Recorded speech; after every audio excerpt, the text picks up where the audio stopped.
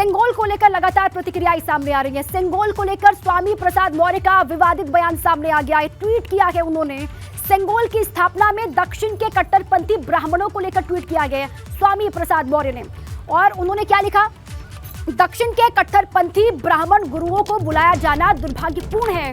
स्वामी प्रसाद मौर्य कह रहे हैं, समाजवादी पार्टी के महासचिव हैं। सेंगोल स्थापना में दक्षिण के कट्टरपंथी ब्राह्मणों को लेकर के ट्वीट किया और उन्होंने ये लिखा है कि दक्षिण के कट्टरपंथी ब्राह्मण गुरुओं को यहां पर बुलाया जाना दुर्भाग्यपूर्ण है।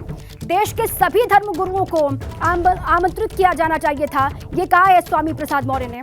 और साथ ही जो ट्वीट किया है उसमें लिखा, उसका पूरा जो कंटेंट है वो भी आपको हम बता दे। देखिए आप, सेंगोल राजदंड की स्थापना पूजन में केवल दक्षिण के कट्टरपंथी ब्राह्मण गुरुओं को बुलाया जाना अत्यंत दुर्भाग्यपूर्ण है।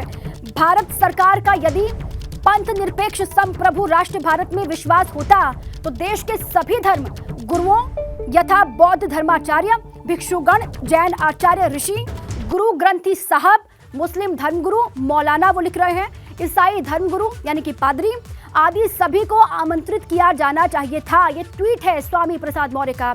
और ऐसा ना करके भारतीय जनता पार्टी अपनी दूषित मानसिकता और घृणित सोच को दर्शा रही है। यद्यपि कि भाजपा सरकार सेंगोल राजदंड की स्थापना कर राजतंत्र के रास्ते पर जा रही है, अपितु दक्षिण के ब्राह्मण धर्म गुरुओं को बुलाकर ब्राह्मणवाद को भी स्थापित करने का कुत्सित प्रयास कर रही है भाजपा। ये स्वामी प्रसाद मौर्य का ट्वीट हमने आपको दिखाया। क्या बड़ी बातें लिखी, क्या विवादित बोल उनके हैं, वो भी आपने जान लिया। अब आइए सीधे आपको लिए चलें। वीरेश पांडे हमारे साथ लगातार बने हुए हैं, यूपी ब्यूरो चीफ। और वीरेश जी, लगातार प्रतिक्रियाएं तो हम देख रहे हैं कि जब से सेंगोल का जिक्र हुआ है, सेंगोल को स्थापित करने की बात सामने आई, तब से ही लगातार विपक्षी दल इसको लेकर हमलावर। और आज चूंकि पीएम ने इसको स्थापित कर दिया है, तमिलनाडु के तमाम अधिनियम यहाँ पर आए, कल सिंबॉलिक तौर पर सौंपा, आज उसको स्थापित कर दिया गया, तो इसको लेकर अब समाजवादी पार्टी के महासचिव स्वामी प्रसाद मौर्य एक बार फिर से हमलावर हो गए। वीरेश जी,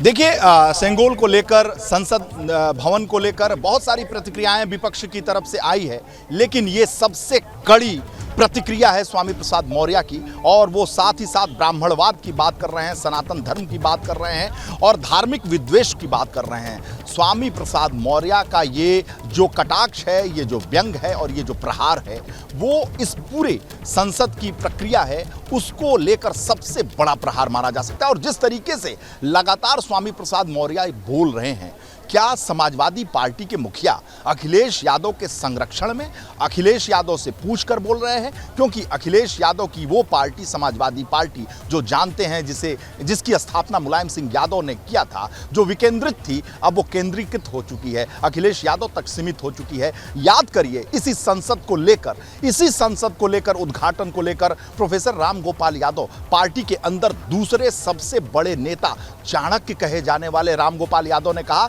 कि प्रधानमंत्री के अलावा और कौन उद्घाटन करेगा, तो उन्हें भी अपने बयान को बदलना पड़ा। जिस तरीके से अखिलेश यादव ने विपक्ष के साथ खड़े होकर अपनी बातों को दिखाया, अंत में राम गोपाल यादव को फिर अपने बयान को बदलना पड़ा। क्या स्वामी प्रसाद मौर्य रामचरितमानस को लेकर बयान देते हैं, संसद भवन को लेकर बयान देते हैं? क्या स्वामी प्रसाद मौर्य के बयान के पीछे अखिलेश यादव हैं? क्या स्वामी प्रसाद मौर्य के पीछे समाजवादी पार्टी है? क्योंकि रामचरितमानस के विवाद के बाद उनका पदोन्नत होता है, वो राष्ट्रीय महासचिव बना दिए जाते हैं। जिस पद पर शिवपाल यादव को बनाया जाता है, जिस पद पर रामगोपाल यादव हैं, उस पद पर उन्हें बनाया जाता है रामचरितमानस के विवाद पर। समाजवादी पार्टी को ये सोचना होगा, निकाय चुनाव में बुरी तरीके से, जी हाँ, बुरी तरीके से अगर हार हुई है समाजवादी पार्टी की, तो जो समीक्षक हैं समाजवादी पार्टी के, जो राजनीति के जानकार हैं, उनका यह कहना है कि इसके पीछे रामचरितमानस और स्वामी प्रसाद मौर्य जैसे ऐसे लोग जो बसपाई रहे हों, जो भारतीय जनता पार्टी अन्य पार्टियों में रहे हैं और जो समाजवादी पार्टी की विचारधारा को दूषित करने के लिए पार्टी के अंदर हैं, उसका खामियाजा समाजवादी पार्टी को भुगतना पड़ा है। क्या नए संसद भवन के उद्घाटन को लेकर जो बयान उन्होंने दिया है, इसका खामियाजा भुगतना पड़ सकता है समाजवादी पार्टी को? 2024 के लोकसभा चुनाव में ये बड़ा सवाल होगा, सवाल ये पूछा जाएगा, क्योंकि स्वामी प्रसाद मौर्य बसपा में रहे, विपक्ष के नेता रहे, वहां से वो चले भाजपा में आए, भाजपा में कैबिनेट मंत्री रहे, वहां से चले वो समाजवादी पार्टी में है, समाजवादी पार्टी में आज हैं, कल कांग्रेस में जाएंगे या बसपा में जाएंगे या फिर भाजपा में जाएंगे। लेकिन समाजवादी पार्टी के मुखिया अखिलेश यादव को समाजवादी पार्टी ही चलानी है। इस बात को लेकर पार्टी के अंदर बहुत ज्यादा नाराजगी और विरोधाभास भी रहता है कि स्वामी प्रसाद मौर्य आज यहां हैं तो कल वहां हो सकते हैं। लेकिन समाजवादी पार्टी के मुखिया अखिलेश यादव, जिसकी स्थापना उनकी पार्टी की स्थापना मुलायम सिंह यादव उनके पिता ने की थी, उसको छोड़कर नहीं जा सकते। उनका सब कुछ समाजवादी पार्टी है। लेकिन समाजवादी पार्टी के अंदर जो विद्वेष और जिस तरीके से बात करके निकल जा रहे हैं स्वामी प्रसाद मौर्य, उसका खामियाजा क्या निकाय चुनाव में जैसे रामचरितमानस को लेकर भुगतना पड़ा, क्या इस विवाद को लेकर भी 24 में भुगतना पड़ेगा, या अखिलेश यादव की मर्जी है? अखिलेश यादव वो चाहते हैं कि इस तरह की बातें वो करें, अगर करें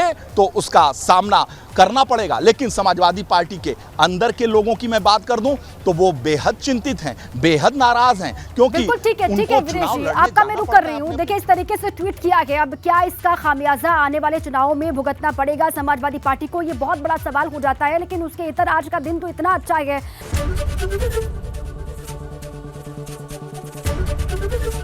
एबीपी गंगा, खबर आपकी, जुबान आपकी।